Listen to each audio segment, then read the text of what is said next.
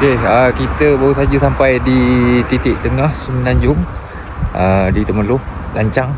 Jom kita tengok apa menarik kat sini.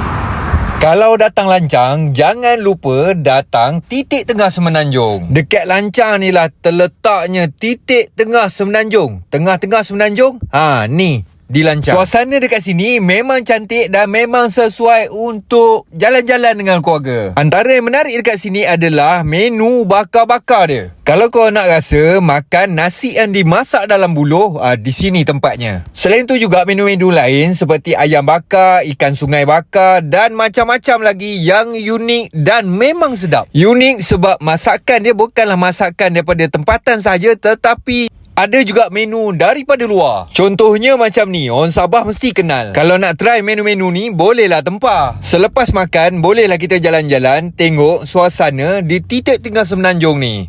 Dekat sini juga ada burung-burung, ada barangan antik. Memang sesuai lah bawa keluarga dan anak-anak sambil jalan-jalan, sambil belajar. Dan ini adalah lokasi utamanya, iaitu titik tengah Semenanjung. Korang tengok dia condong kan? Dia condong tu ke arah kiblat. Selain tu juga, kalau datang petang-petang nak jogging pun boleh kat sini sebab dah ada trek jogging. Kalau nak healing-healing tepi tasik pun boleh dekat sini. Nak naik kayak boleh, nak bentang tikar duduk lepak-lepak kat tepi tasik ni pun boleh. Kalau nak jalan-jalan ke tempat lain pun boleh kat sini sebab di sini juga disediakan banyak lot-lot gerai yang mempamerkan haiwan-haiwan dan juga binatang-binatang kecil serta mempamerkan juga produk-produk kraft tangan.